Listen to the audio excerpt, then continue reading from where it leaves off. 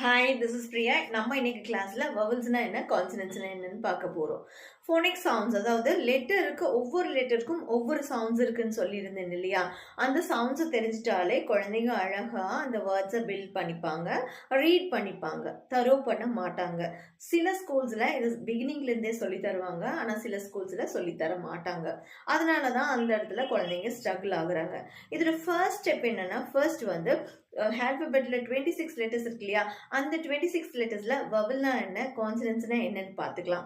இதை பார்த்துட்டு அடுத்தபடியா அந்த லெட்டர்ஸோட சவுண்ட்ஸை பார்த்துக்கலாம். ஓகே, வவல்ஸ் அதாவது 26 லெட்டர்ஸ்ல AEIOU இந்த 5 லெட்டர்ஸை நம்ம வவல்ஸ்னு சொல்லுவோம். அதை தாண்டி மிச்சம் இருக்கிற 21 லெட்டர்ஸ் இருக்கு இல்லையா? இந்த 21 லெட்டர்ஸை நம்ம கான்சனன்ட்ஸ்னு சொல்லுவோம். இந்த ஒவ்வொரு லெட்டருக்கும் ஒவ்வொரு சவுண்ட் இருக்கு, ஒவ்வொரு லெட்டருக்கும் ஒவ்வொரு சவுண்ட் இருக்கு. பொதுவாகவே வவல்ஸ்னா தமிழ்ல என்னன்னா உயிர் எழுத்துக்கள். படிப்போம் இல்லையா?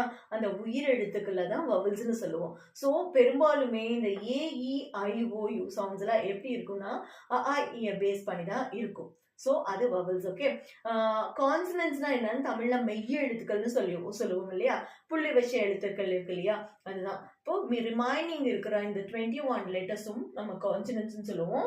இந்த கான்சனன்ட்ஸ்லாம் எப்படி இருக்கும்னா மெய் எழுத்துக்களை நம்ம எப்படி ரீட் பண்ணும்போது எந்த சவுண்ட் வருமோ அந்த மாதிரி சவுண்ட்ஸ்ல தான் வரும். ஓகே, ஸோ வவல்ஸ்னா இங்க உயிர் எழுத்துக்கள், கான்சனன்ட்ஸ்னா மெய் எழுத்துக்கள்.